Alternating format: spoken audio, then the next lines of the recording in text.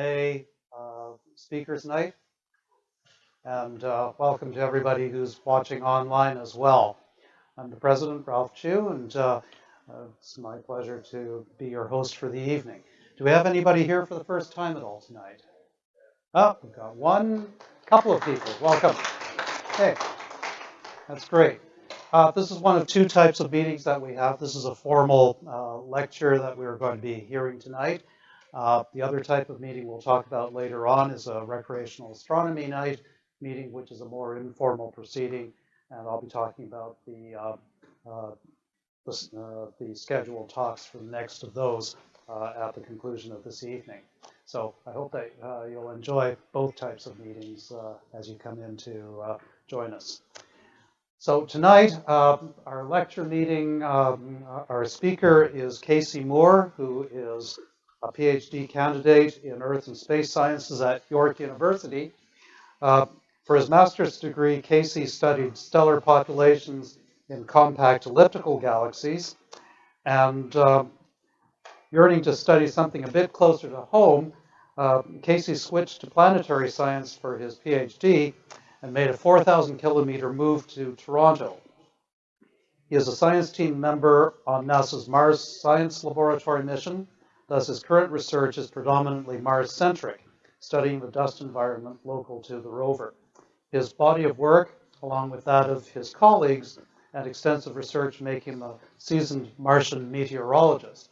Hence, he'll be talking tonight about Martian weather. Is it really any different from weather in Canada? So please welcome Casey. Thank you. Okay. So as you just heard, that my title is Martian Weather. Is it really any different than winter in Canada? So let me first preface this by saying I am by no means an expert in everything Mars and everything Mars climate, but I hope I can at least tell an interesting story.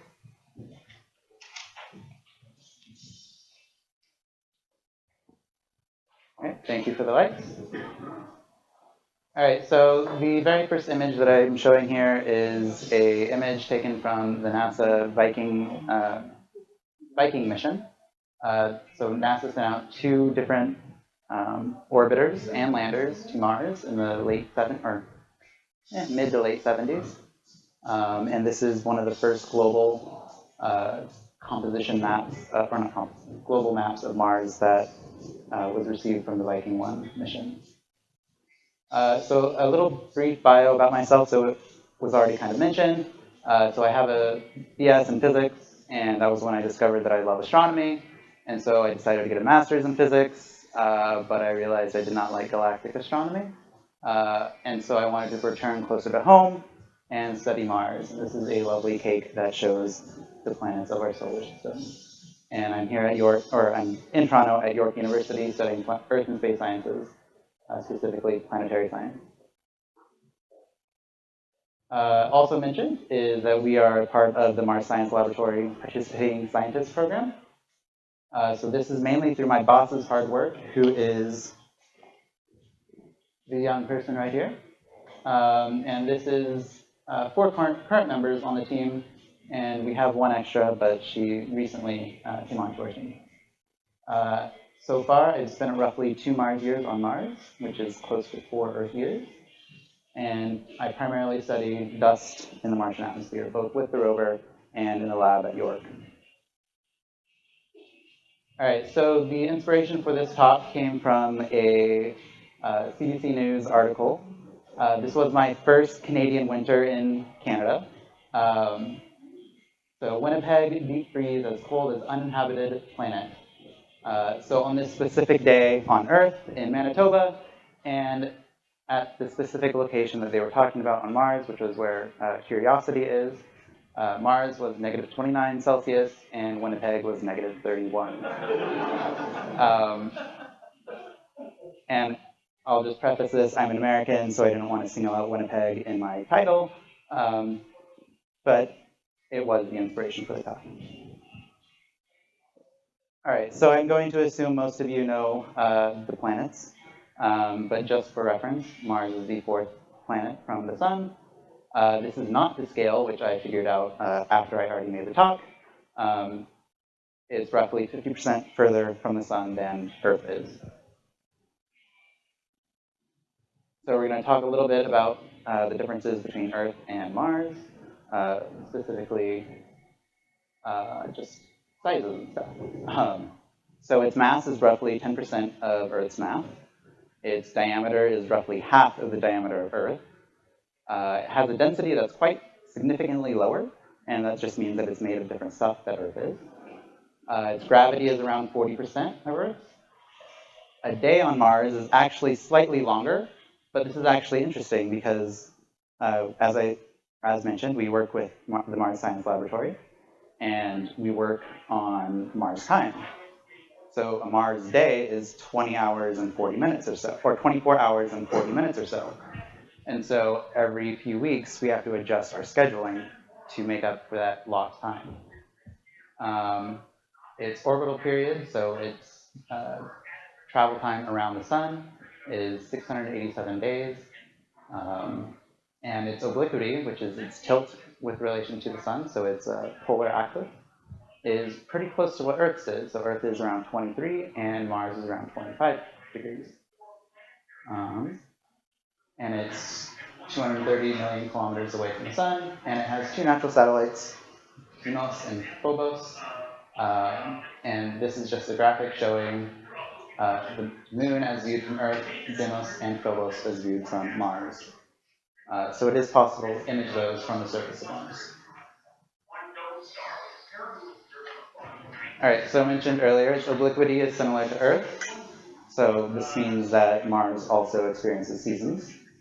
However, the southern winter is a little bit more harsh on Mars than it is in the northern winter. So I used to teach an astronomy course, and the way that we would explain seasons on Earth is ask the students if they thought seasons were produced because every now and then the Earth is closer to the sun, or if it's due to the tilt of the Earth.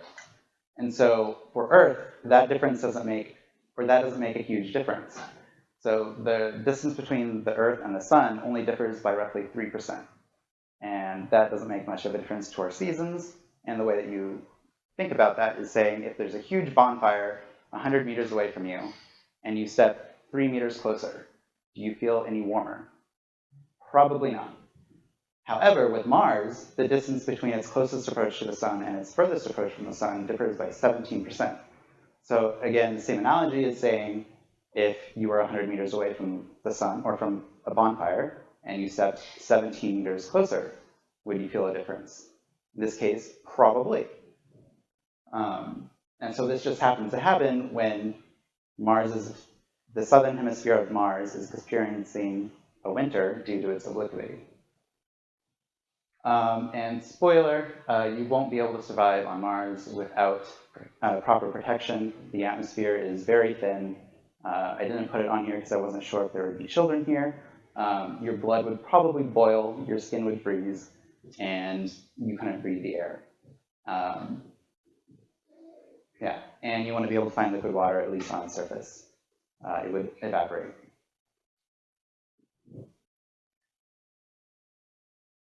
All right, so I kind of gave you an idea that you would freeze. So a byproduct of physics is something called the planetary equilibrium temperature. And so this is just assuming all of the sun's energy goes straight onto the planet, and it's a function of the distance from the sun and the planet's albedo and a few other factors. This does neglect the atmosphere. So if you add an atmosphere, it will warm it up. If you calculate this for Mars, you get a bone-chilling minus 60 degrees Celsius as an average temperature. But this method isn't always correct, because if you do it for Earth, you get an average temperature of negative 20 degrees Celsius. And obviously that is not the same. So maybe there's hope. I will let you guys know in a bit. All right, so I broke this down into a bunch of different Mars missions that have been launched. I believe all of them are NASA-based, so I apologize to any ESA or Soviet Union folks. And yeah, we'll just go on. But In the corners, I'm going to put the mission logos so that you know which mission I am discussing. And this one was actually really interesting because I was looking for a nice high-resolution scan of one of these for the Viking landers. But these happened in the 70s, and there was no vectorized computer-friendly version of their logo because they did not need it. So this was actually something that was sewn onto someone's jacket and worn. So Viking 1 and 2, they both arrived at Mars in late 1976. One of them, Viking 1, was in continuous operation until 1982. So it was there for a very long time, and it was one of the longest running missions to date. I think it was recently broken by one of the other missions that we will be discussing. So this is Carl Sagan standing in front of a prototype for the Viking lander. So they sent 2 exactly identical landers to Mars. And just for comparison's sake, this is around a 600 kilogram item. And when I put that into a weird calculator that tells you weird things, it told me it's about the size of a cow. So, not Carl Sagan, the landers. All right, so they landed in 2 different spots, which if you have 2 different landers, you preferably want to put them in different places. So this is where my age may come in. I did not realize the reason why they sent orbiters and landers until doing this project. So before then, there weren't high-resolution maps of Mars. People didn't know where they wanted to go. And so when each of these missions got to Mars, they scoped out the planet for a month and decided where to land. So Viking 1 decided to land here, Viking 2 left here. I do not remember the names of the places, unfortunately, but I do know that Viking 2 is roughly at the same latitude that Victoria, British Columbia is. So while it may look quite north, it's still, just below the 49th parallel?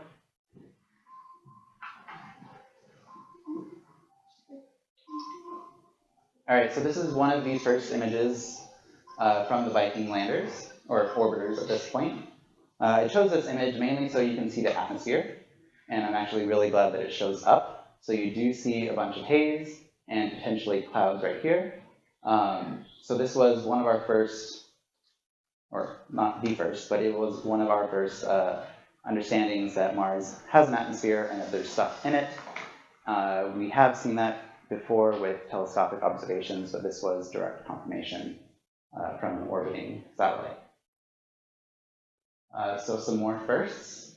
The first image is the first image taken on the surface of another planet. This is pretty much when something lands, they like to take an image of their feet so they know that they landed properly, or if there's anything out of the normal that they need to know about. So landed successfully. And then this one is another image. I chose it. The features are very faint, but if you can kind of tell like a gradient coming right here. And when I first saw this, I thought, oh, that's haze in the sky, and we can see something. But that's actually just an artifact of the image itself. But the cloud is this long, vertical, horizontal streak right here. So this is one of the first observations of clouds on another planet from the surface of said planet.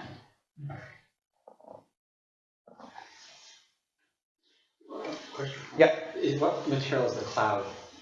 So they are predominantly carbon dioxide ice or water ice. It depends on where you are. Since this is really north, I would assume it was carbon dioxide ice. One second. So one thing that I will be repeating for most of the missions that we look at is that we like to look at the sun when we're on Mars. And so the very top photo is actually a color image of looking at the sun from one of the Viking lander sites.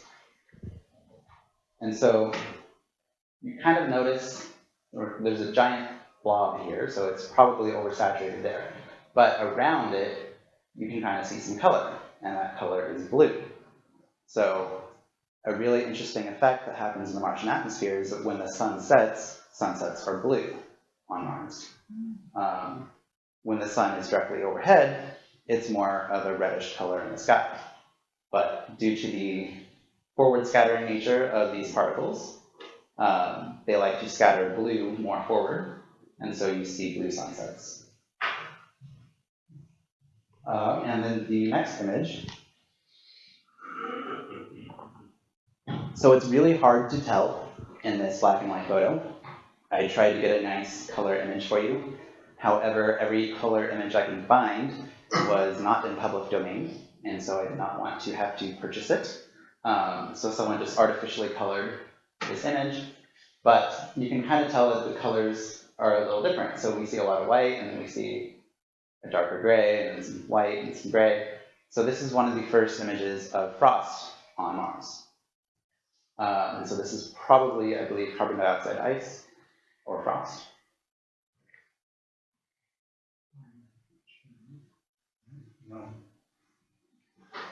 All right, so from the Viking mission, what did we learn?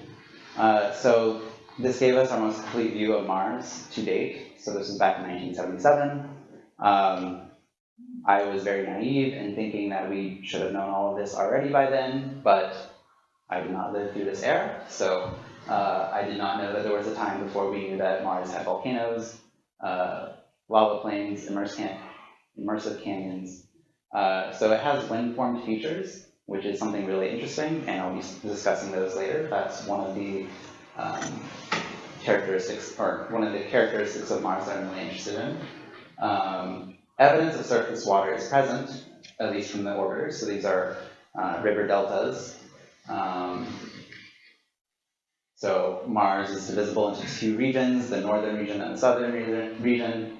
In the south, the land is generally a lot higher than the land in the north.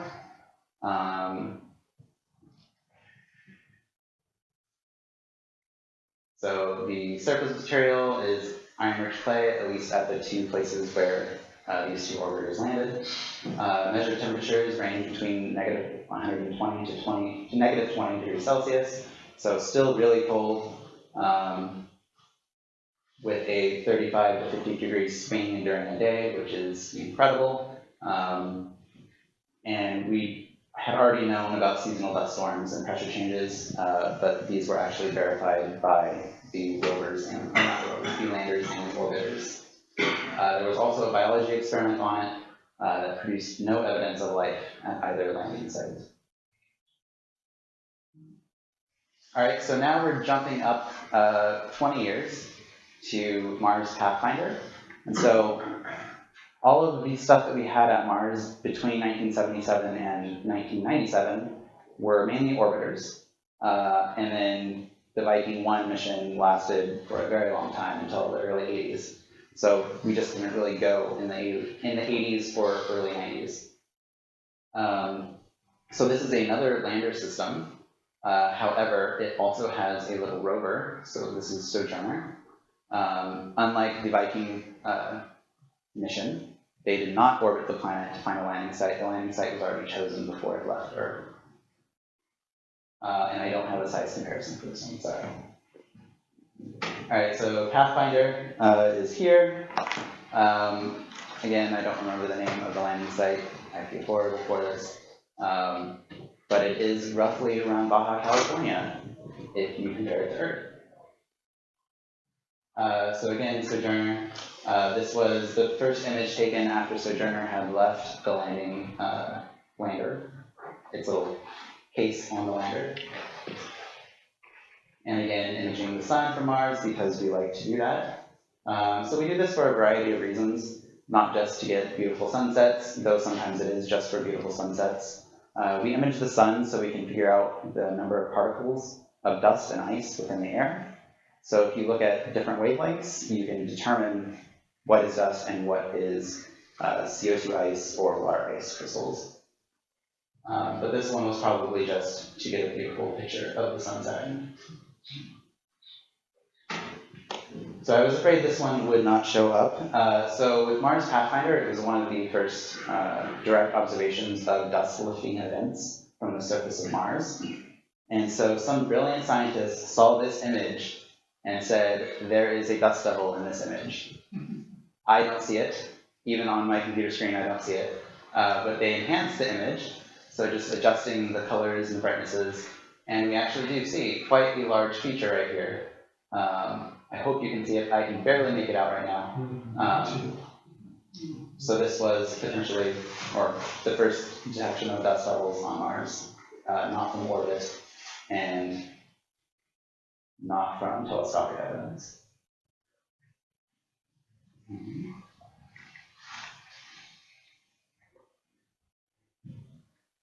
So some of the big climate things that we learned from Pathfinder were that the sizes of these airborne particles are roughly 1 micrometer in radius.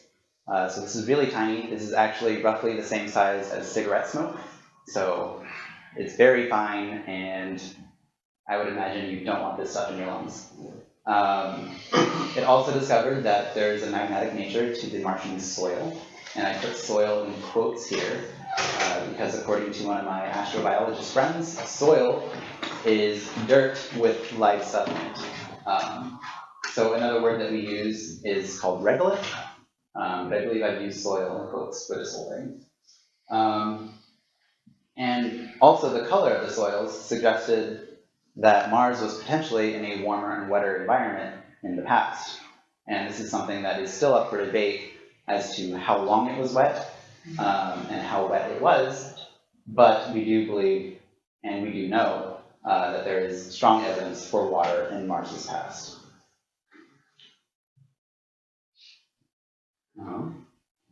All right, so again, in the same spirit as the Viking missions, NASA decided to send 2 rovers this time to Mars, Spirit and Opportunity. This was back in 2004, and one of them is still running. This is Opportunity is still running. It's still giving us data.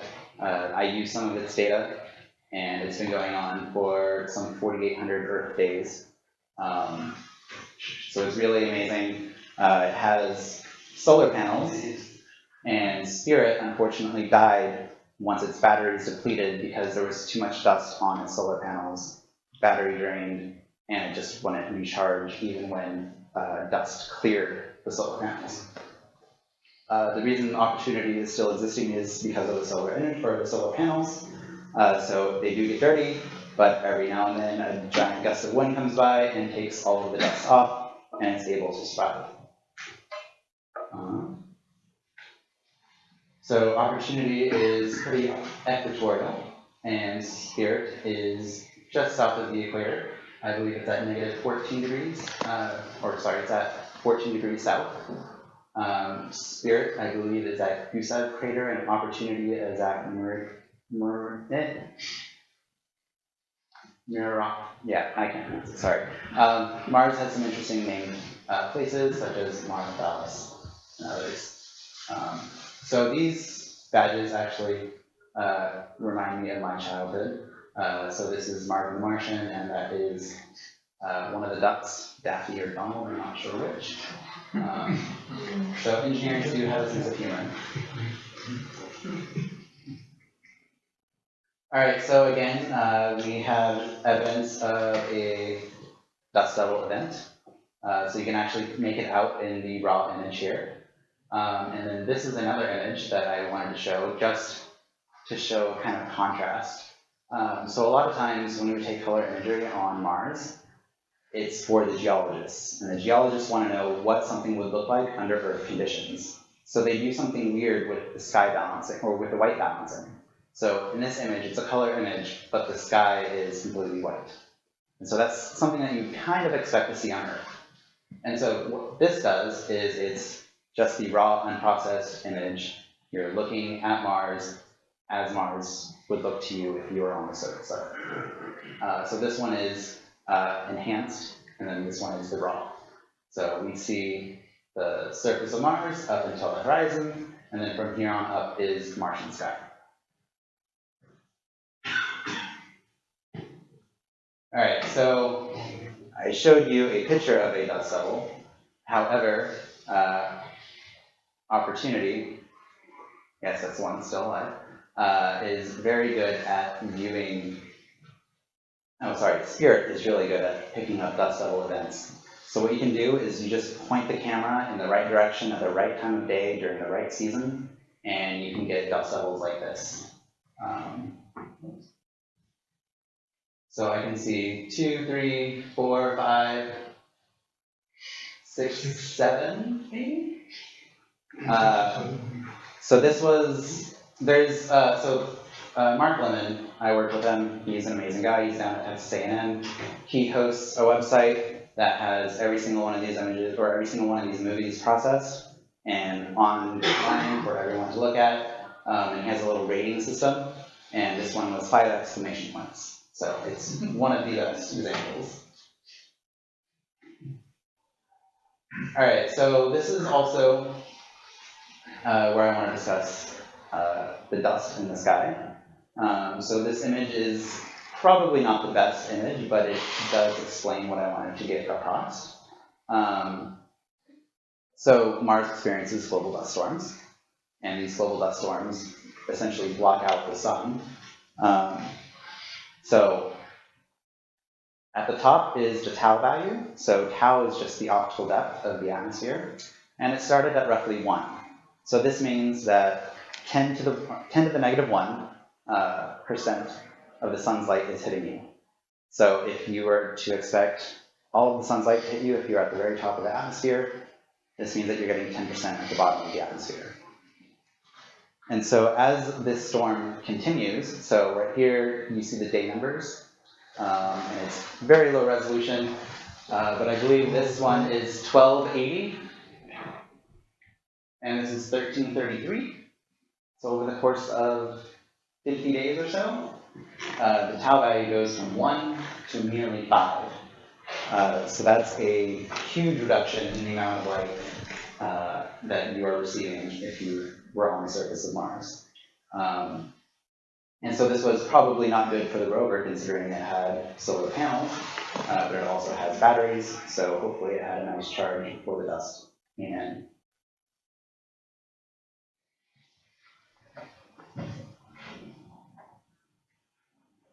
All right, so again, from Mark Lemon at Texas A&M. So as I mentioned before, one of these rovers is still running, and it's still collecting data. And so this graph shows all of the data that's ever collected to determine how much dust is in the atmosphere above the rover. So the value that I showed you at the top of the last image is the tau value, so that's listed here. And then on this axis, it's the season. So you can kind of think of it as every 90 steps is a different season. So 0 would be fall, 90 to 180 would be winter, 180 to 270 would be spring, and then 270 to 360 would be summer. So we see that it's very repeatable year after year. So all of the different colors are for different years. You see this downward slope right here, and then every now and then we'll see spikes. So these are just smaller dust events, meaning dust storms. So they can be regional, local, or global. And then you see quite a few of them just go off this graph. So these are the big global dust storms that last for a very long time. He doesn't include their peaks on here just because it would make this essentially look like a flat line, and that's not good.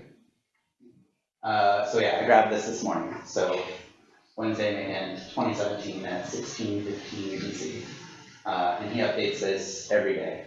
So we always know what the opacity is, at least at this location.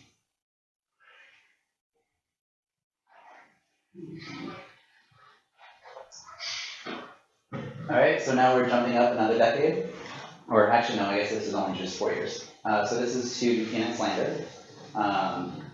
This lasted 161 days on Mars, which is still a mission success because it was only, the success would have been for 90 days, and we met that. So that's good. So this is a 360-degree panorama from its point of view. So again, we have solar panels, and we have a few parts sticking up. So one little anecdote, this little guy up here is a little bob hanging from the mast, and there's a mirror on the other side of it. And what this was for was to determine which way the wind was blowing, because at this point they didn't have anything more sophisticated than this, and this was a very cheap mission. And my boss actually was the one who processed all of these images, and he loves to mention that this is the most photographed thing in space. Something around 6,000 images of this little guy were taken, and my boss went through all of them and determined which way the wind was blowing at that instant in time. So Phoenix is all the way up here. This is the most polar location that we've been to on Mars, and after the Phoenix mission, the polar regions are essentially off limits. This is to avoid contamination because we now believe that there is water there, and we don't want to bring any Earth species to Mars and have an explosion of life. So again, it's so north that it is in, if it were on Earth, it would be in Inuvik, northwestern territories. So only 2 sites that we visited are within Canada's borders. So from that main picture, you can kind of make out the Canada logo here with the Canadian flag. So Canada had a huge involvement with this mission. They designed the Meteorological Station, or MET for short. So James Whiteway, he was the lead for the Canadian science team. He is one of my other advisors at York. And Mike Daly, he was the lead for the Canadian engineering team. He was at MDA, and now he's at York, and now he's another one of my advisors.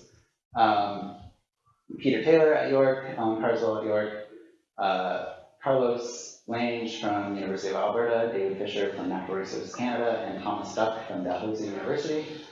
And my boss also worked on Phoenix, but he did not work with the Canadian team because he was in Arizona at the time, even though he is Canadian.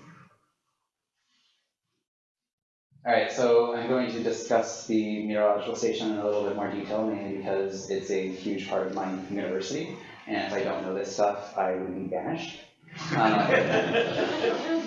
So this is the first time we sent a LiDAR system to another planet, so, or at least to the surface of a planet. So LiDAR, what it does is it shoots a laser into the sky, and then it has a telescope that then records when the light comes back from it. So right here, you can barely make it out in this image, but we see a nice beam of light right here. So this is from a separate camera, just wanting to make sure that the experiment is working. And so this GIF or animation shows some turbidity in the sky, so we do see stuff. And it records this information for, I believe sometimes it's on for an hour, it just depends on what they were trying to find. And so on this particular day, this is their best example of finding something very interesting on Mars. So fall streaks. So the way that you read this graph is time is on the bottom, and the color is just how much light comes back to you. So if it's red, a lot of light came back to us, and this is the altitude. So right here, we see that a lot of light started coming back to us around 375 or 3.75 kilometers. So this also gives us like the thickness of whatever it is that we're looking at. And so it was determined that these were clouds. And as time went on, we started to see some fall streaks. So fall streaks is just another word for snowing. Though it likely did not reach it all the way to the ground. But this is the first evidence of snow on another planet. There's a few other examples, and we do compare these to what we see with clouds on Earth, and you can see the same types of things. So another thing near and dear to my research group's heart are clouds. So this is a little animation that shows cloud movement. So this is again at Phoenix, and these are extremely gorgeous clouds. We're trying to find clouds like this with Mars Science Laboratory, but we don't see anything quite as beautiful as these. And then this image is kind of deceiving. So it's the detection of frost. So there's a little arm on Phoenix, and what it did is it scooped the ground, and it's all this. So this is carbon dioxide frost, and I thought that was the point of this photo, was to show this. But then you notice that they're showing this picture, so they're separated by 4 days. These guys look the same to me. And then you notice the inset. So that's from right here. So we see 4 little things that are white in this image, and then completely absent here. So this is showing frost becoming not frost. So frost sublimating. All right, so just one last thing about peanuts. So since we have several of the key scientists and engineers still at York University, there's still a lot of research going into the LiDAR instruments and just understanding all of the data that's coming back. And in one of the labs, they're using the temperature data from this lander to try and see if it was possible for there to be liquids at the Phoenix site, and they just didn't see it. So the reason why they want to see it is because they would generally happen at nighttime. So it's not liquid water that you can have, but if you have very salty brines, you can potentially form liquids on the surface of Mars at those proper temperatures and pressures. So those are really interesting studies, and liquid does exist. So that we already kind of knew that it existed in the past, but this is a potential step forward to understanding how water and brines are on the surface of Mars today. All right, so now to something that I know a little bit more about. So this is Mars Science Laboratory. We don't have a human for scale here, but I've been told several times that it's roughly the size of a Mini Cooper. It's landed at Gale Crater. So if you notice, it's not in it's not in yellow like all the others, because this map was the map of potential landing sites for Mars Science Laboratory, and it decided, or the scientists decided to land it at Gale Crater. Roughly negative, or it's roughly 5 degrees south, or 6 degrees south. So the Mars Science Laboratory has a full-fledged weather station on it. It's called the Rover Environmental Monitoring Station, and you can get air temperature, ground temperature. So we have 2 sensors. One of them is just up in the air and gives you the air temperature, and another one is a sensor that's aimed at the ground and gives you a ground temperature. You can get wind speed and direction, at least that was what they wanted to do in theory, but when we landed, something broke. So you can really only get speed and direction if the rover's pointed in the proper way. It can tell you how much UV radiation you're getting from the sun at any given point. Let's see what else. Oh, relative humidity and pressure. And every day or so, they update. They have a little weather app online / on your phone. I tried to download it for my phone, but it no longer works. But they do update the website daily. So on this particular day, I believe that's the air temperature had a maximum of negative 13 degrees Celsius and a minimum temperature of negative 76. And they update things as much as they can. Oh, and 1 year ago tomorrow, Mars celebrated its 2 years, or the Mars Science Laboratory celebrated its first 2 Martian years on Mars.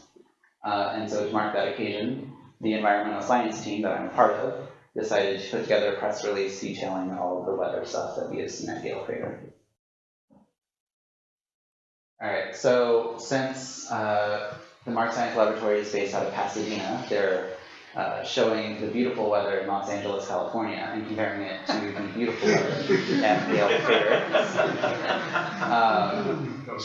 So we can pretty much just call it 20 degrees in Los Angeles.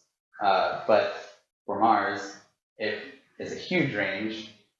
So kind of follows a sinusoid, except we see a little dip here.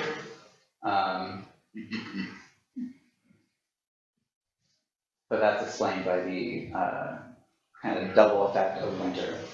that it can have. So it also has a double effect of summer.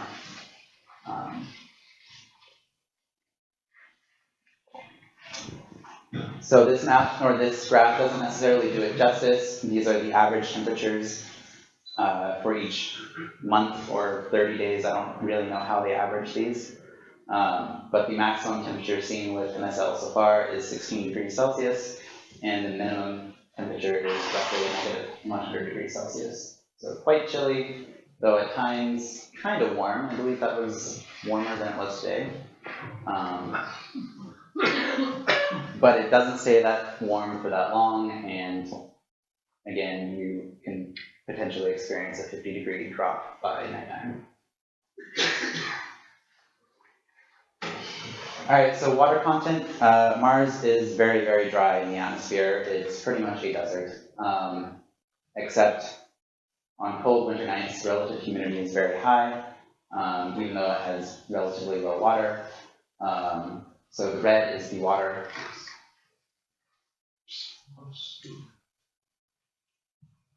So the red is the water. They measure this in parts per million. Gale averages around 40 parts per million, whereas if you just go anywhere on the Earth, you're looking at 20,000 parts per million. So there's quite a big difference between Earth and Mars with that respect. Atmospheric pressure, so it differs depending on what season you're in. So depending on the winter, it's very cold, and so the atmosphere condenses and it's less pressure. And then in the summer, yes, it expands. So the atmosphere, again, I said earlier, it's roughly 100 times lower than what it is on Earth. So it's not quite a near vacuum, but for a human, you would feel like you were in a vacuum.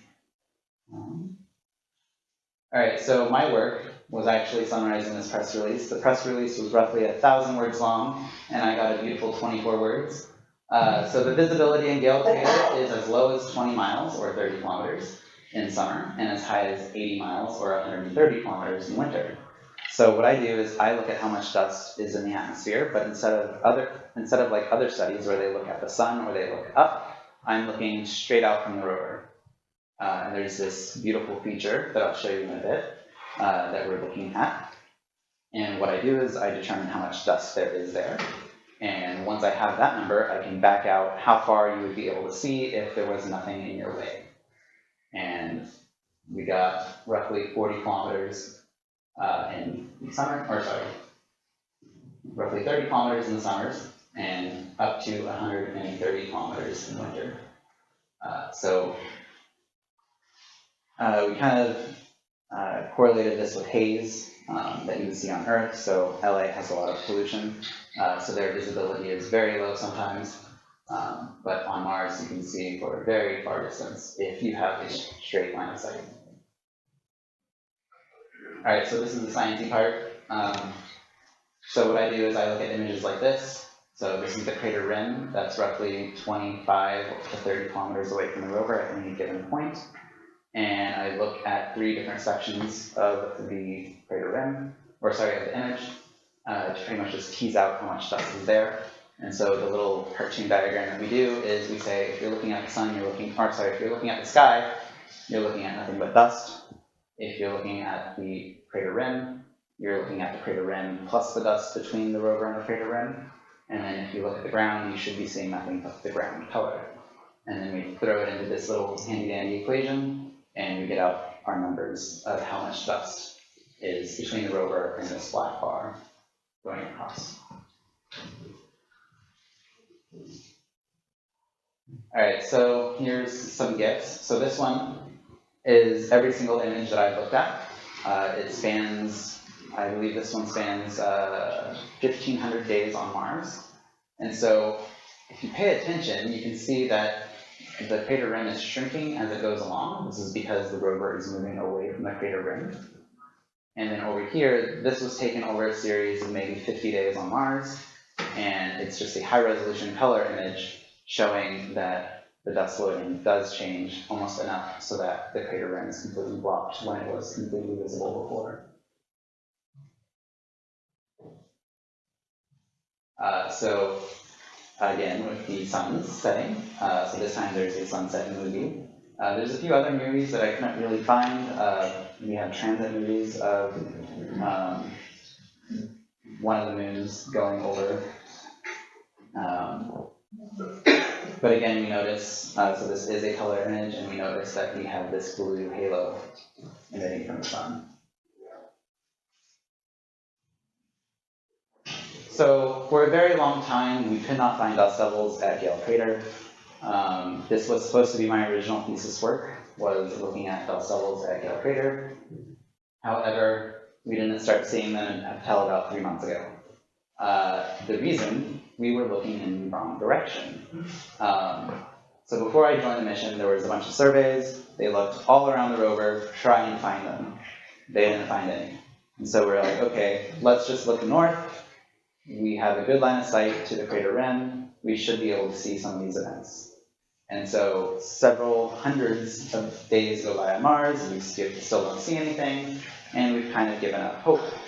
However, one of the camera people noticed something weird with one of the images.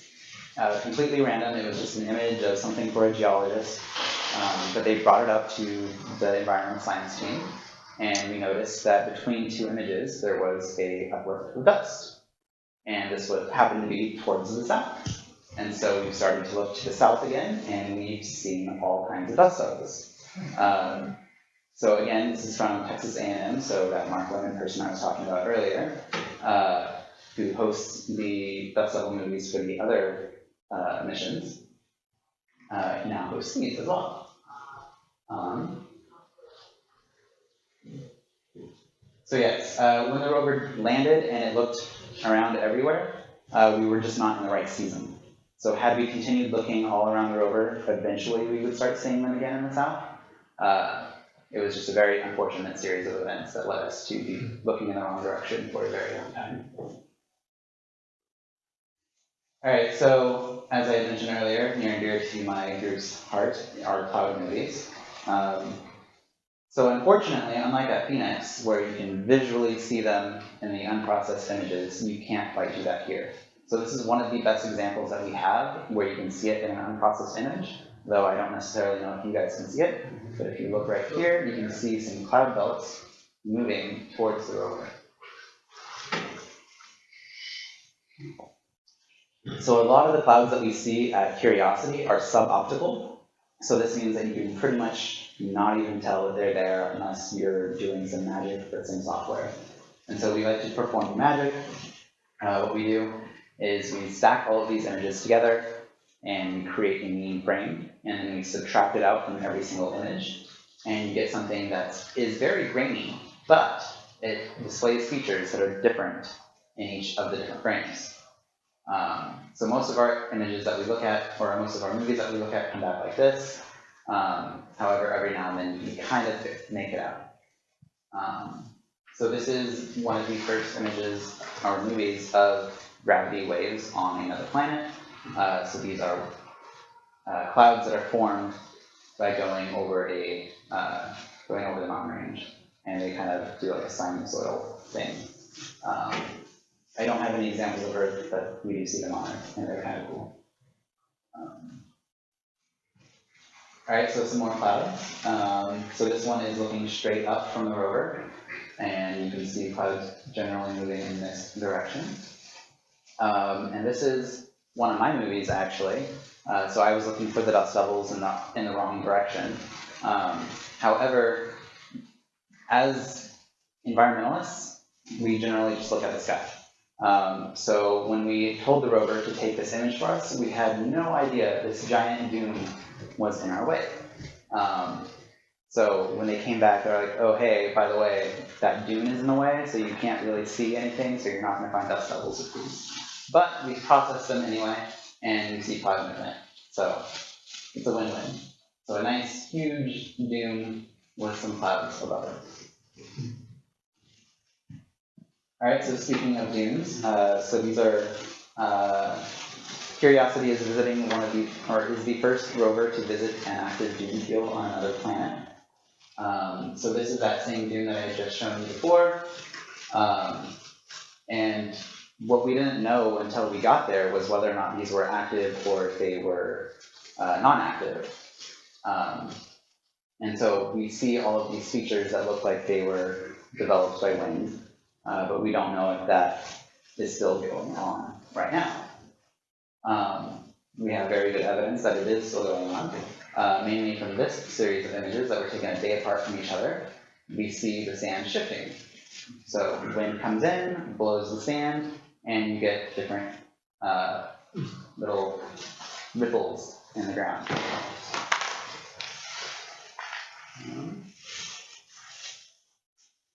All right, so that's all of it for the landed assets. So I just wanted to take a little moment to discuss other observations. So I left out nearly every single orbiter that has been to Mars and telescopic observations. So these are from a flyby by Mariner 4 in 1965. These were the first images taken of Mars from a close distance to Mars. This is the unprocessed image, and you can kind of make out a haze in the atmosphere. But if you were just to show this to me, I would have no idea what I was looking at. And then this is another image showing several craters, and I really wish there were a scale bar on here. So that, again, that was in the late or mid 60s. So the Hubble Space Telescope actually takes beautiful images of Mars. So I wanted to show this to demonstrate what a global dust storm looks like. So here you can see craters, and you can see the polar caps, and here you can see absolutely nothing. So this is an entire global dust storm that encircled Mars. And we see that every now and then. The big global dust storms happen not every year, maybe once a decade or so. So here are some other images from the Hubble Space Telescope. So I chose this one because it shows clouds, which are near and dear to my heart. And these are actually very interesting, because I didn't think you could actually get images like this with Hubble of Mars's north and south poles. Or sorry, I guess in this case just the north polar cap. So what I failed to remember is that Mars rotates. So as Mars rotates, you can observe all different parts of its northern polar cap. And so we have maps of Mars's north pole by looking at it from Earth. All right, so a little bit more about orbiters. So again, this is the picture from one of the Viking orbiters. Actually, they both are. And this one actually shows a series of canyons with clouds in them. So I thought that was really interesting. So clouds do form. And now into the 2000s or so, technology has improved a lot. This is not the highest resolution that we can get of these images. So this is from the Mars Reconnaissance Orbiter, specifically the HiRISE camera. So it is a very high resolution push-broom camera that can roughly measure, it can take images at about 25 centimeters per pixel. So if you have something that is 1 meter long, you can get 4 pixels of it on these images.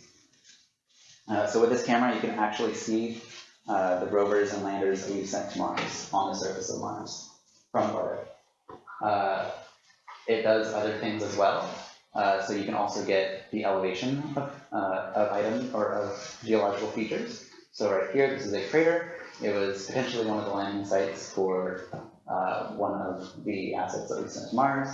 And you see at the bottom of the crater, it's roughly 1.4 kilometers below sea level, which in this case is just a random number that the scientists chose. Whereas higher parts are about 1.3 kilometers below sea level. Another part of that, the Mars Reconnaissance Orbiter, is a color imager called Marcy, and every week it gives you an updated status on the weather at Mars. So this is an orbiter. It orbits Mars in a polar orbit, and it it maps the entire planet roughly every single day.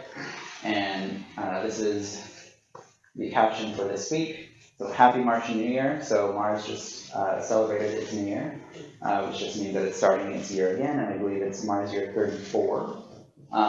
Last week on Mars, winter became spring and summer turned into autumn in the northern and southern hemispheres respectively. Looking along the seasonal north polar caps. Short-lived dust storms and water ice clouds continue to propagate eastward and continue to tip over Delta and Utopia. So yeah, you get a full weather report every week, and generally at the bottom, it tells us about the two landed assets that we have on Mars right now. So Curiosity and Gale and Opportunity on Meridiani Planum, experience storm-free conditions on every single sol. So a sol is just a Martian day.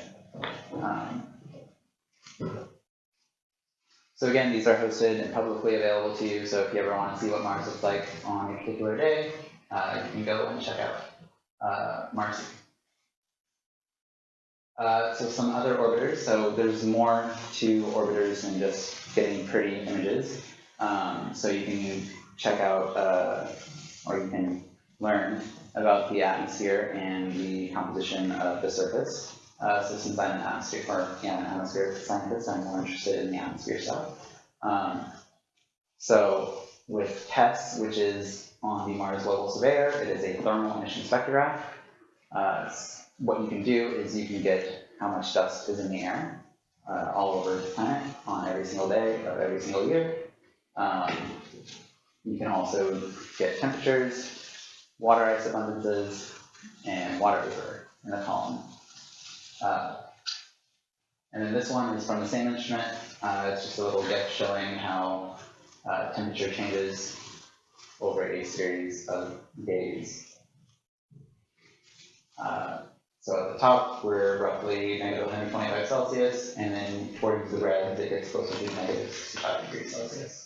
So still very, very cold. One of the newer assets at Mars is called the Mars Atmosphere and Volatile Evolution. So this is called MAVEN for short, and it has an imaging ultraviolet spectrograph on it. So what this does is it looks at Mars, and it's able to tell what different types of elements are seen in the atmosphere around Mars. So these were some of the first images that it sent back to us. So right here is where Mars would be, and the blue represents hydrogen escaping from the Martian atmosphere. We see oxygen closer to the planet. This is because oxygen is heavier. Though there is a very small amount of oxygen in the Martian atmosphere, you can still detect it. This is reflected sunlight, and this is just a composite of all three of those colors, giving a almost false color image for Mars. All right, so my talk has been exclusively NASA did this, NASA did that. However, ESA has been to Mars several times, and the former Soviet Union has sent a few things. So researching this, I discovered that nearly half of everything that we've sent to Mars has failed in some way, shape, or form, though we have been getting a lot better at it recently, though the last thing to go to Mars crashed. So that was ESA and Russia's Schiaparelli lander. However, recently, India went to Mars. So this was an extremely cheap mission, but they are still doing extremely good science with it. So this is Valles Marineris, if I remember correctly, and you see clouds within the valley. And what they did is they determined how much clouds were in this valley. And then this is just a full Mars view. And there's several other countries that have ambitions to go to Mars. So China, they've attempted a few times, but they're going to attempt again. JAXA, which is Japan's space agency, has something in the works, I believe. And the United Arab Emirates is planning on going soon. And India is going to send their second orbiter within the next few years as well. All right, so in summary, without protection, a summer's day on Mars is probably worse than any winter in Canada. But obviously, we won't send people there without protection. That would just be rude.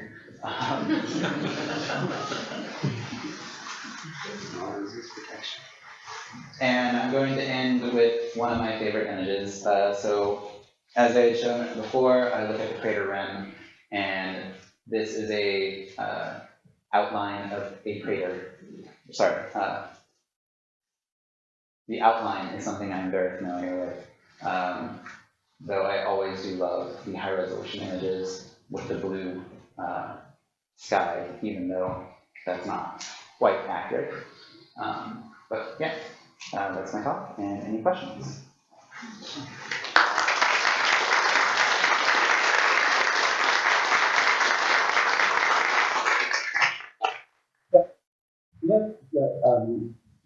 CO2 ice, perhaps water ice. Is there any regions where there's a you get liquid? So yes, there are some things. They are called reoccurring slope lineae, RSLs for short. We do see them on Mars through orbital through photographs from orbit, and even the Mars Science Laboratory has photographed these from a distance. So what these are is you're looking at a slope, and between images you notice something like a snake coming down. So we've never actually caught it in action, but the only thing that we can think of that would produce this is liquid something. So we do think it's water, but it's not confirmed. There is a mandate that we cannot go there with Curiosity and touch it and investigate it further, so we can only do this with remote sensing. And they're maybe 20 kilometers away from the rover, so we're relying on imagery for these. So the reason we can't go there is because Curiosity wasn't cleaned as well as we had hoped it would be. And again, if there's water there, we don't want to contaminate anything. Yeah. Other than sounds like the skiing would really suck there. Yes. Why would they, you mentioned that the polar caps are off limits because of contamination with microbes, but with such a wind current on the planet, would that matter? I mean, the minute that we touched down and there was any minute amount of microbe, couldn't it potentially contaminate the whole planet? Yeah, so it's just being extra precautious. So Curiosity was sterilized, even though it was going to an equatorial region. A lot of times people or agencies just don't want to spend the extra money to get the extra certification that they were properly sterilized. And I mean, there are studies to test the habitability of Earth organisms on Mars. So there's a combination of effects that would kill them, but you just want to be careful and make sure nothing's hiding. So what I've seen is that even on the underside of the spacecraft, if you forgot to get something, it could just lay dormant there until it magically heats up and has access to water, and you just don't want to bring life to another planet, at least at this point. Yeah. Why is the blue portion of the electromagnetic spectrum prevailing during sunsets? It doesn't appear on Earth, of course, for obvious reasons. Yeah. Why there? Okay, so it's the dust particles that cause that. And so what happens essentially is that the blue part of the electromagnetic spectrum favors going straight towards you, whereas the red goes outwards. Yeah.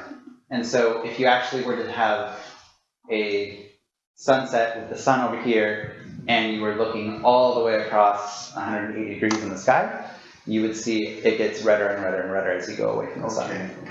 So it's just the blue favors going straight towards you, and the red favors going off to the sides. Yeah. Just kind of two related questions.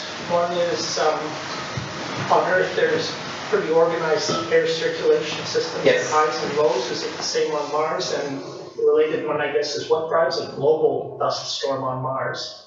Okay. So there are circulation models that exist. So we have a good idea of what is circulating on Mars. Whether or not there are predictable patterns is yet to be known. But to answer your question, it's kind of a complex feedback mechanism. So the more dust you have in the atmosphere, the warmer the Martian atmosphere gets. And the warmer it gets, the more windy it gets. And so the more dust gets lofted into the atmosphere. So as soon as you get a regional dust, or sorry, a local dust storm, it has the potential to develop into a regional dust storm, which then has the potential to develop into a global dust storm, just depending on the heating, so what season you're in, and how much of that feedback is going back into the system. Why would the dust devils only form sort of in one direction? Like if you're in the crater, are they not sort of sweeping right across it? So Gale Crater is massive. It's 140 kilometers in diameter, and we were looking to the north. And Gale is located on that boundary where we have the southern highlands and the northern lowlands. And when we're looking north, the northern part of the crater is lower than the southern part of the crater. And what happens is there's kind of just like a jumping effect of the winds coming from the south. So the air within the crater is kind of not really affected by the air inside of the crater. However, as we look south, Curiosity is driving up a mountain. And so we're getting higher and higher up into the atmosphere, and we just think that there's more interactions between the atmosphere above the crater and the atmosphere in the crater as we're getting higher and higher up in elevation. So it's likely just that we're looking too low when we're looking north, we're looking too low in the atmosphere. But when we look south, we're actually looking higher in elevation. So then what elevation are, let's say, cloud tops if they there? How far? So we are trying to figure that out by looking at those cloud movies and using some modeling, the winds. But we're assuming that they're roughly between 20 and 30 kilometers higher than the crater floor. Okay. When the volcanism actually occurred on Mars and when it stopped, any way of determining that? There are ways to determine it. I believe it has stopped. I believe there's only a few volcanically active systems in our solar system. Mars is not one of them. I don't know anything about geology, but I do know that people have studied it. We have not necessarily visited it, but through thermal mapping, we can tell that it's not any warmer under this volcano, so it's likely not active. Yes? Just one question. How did those initial orbiters decide to choose where they landed on Mars, and why are we focusing on areas that the rovers are on now? Okay. So with Viking mission, they sent the rover, or not rover, the lander and orbiter, all in one piece. And what it did is it orbited Mars for roughly a month, and it sent back images. And the scientists of that era looked at these images and decided what they thought would be most interesting to study. So each mission has its own guidelines, and for Viking, one of them was to see if they could potentially find life. Because before then, the highest resolution images that we had was about 1 kilometer per pixel, and you can't tell if life exists at 1 kilometer per pixel. And so they chose their locations based off of probably seeing those water veins or river deltas, and just wanted to explore those a little bit more. And why are the other places, or sorry, why are the other missions where they are now? It's again NASA has a priority to try and find water, and so they're looking at the most probable places that they can find water that are also of interest to geologists. The environmentalists don't really care where we go. But with Gale Crater, we now know that it was likely a lake at one point. So we have succeeded at least in finding water. It's not present in the current era, but it was before. Yeah.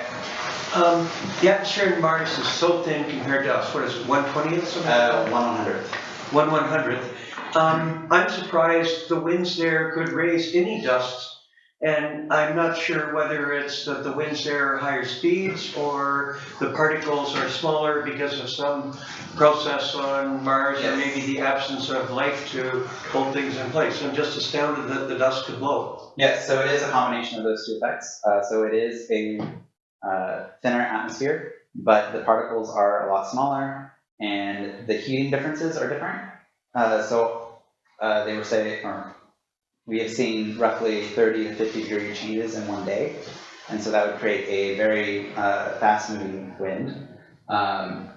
I don't have any of the measurements in this slide or in this presentation, but I have seen things saying that the wind can get up to 56 kilometers an hour, which I think I've experienced faster than that on Earth. But these are very fine particles, so it's probably just very easy to lift them. However, if you watched The Martian, I don't think the winds would be strong enough to push Matt Damon away.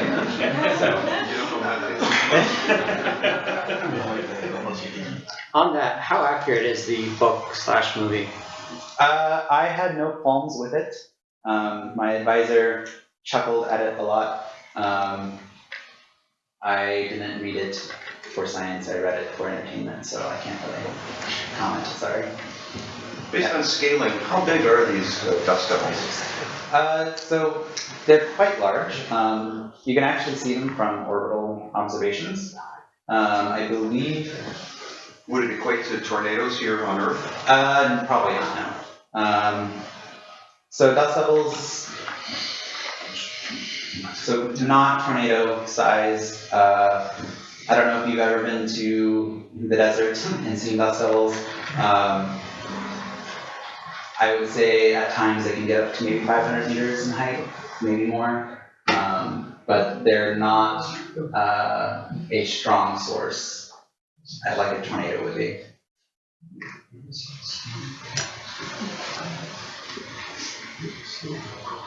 Yeah. No, I was just gesturing. Do we have any questions on that was back here between us, and I just asked my friend if he'd ever seen a snow devil. Oh. And I have, so same sort of thing, small dry particles on a very cold day with a good wind. Similar, I guess.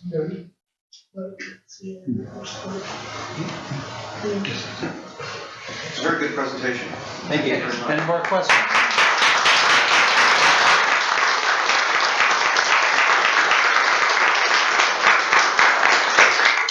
Well, as you can see, you prompted a lot of really good questions. Yes. So, on behalf of everybody here and everybody who's online, I'd like to present you with a little RASC calendar with some very good examples of Canadian astrophotography. Nice. So, something to decorate your office wall other than Martian images, and also a small tool. Okay. All right.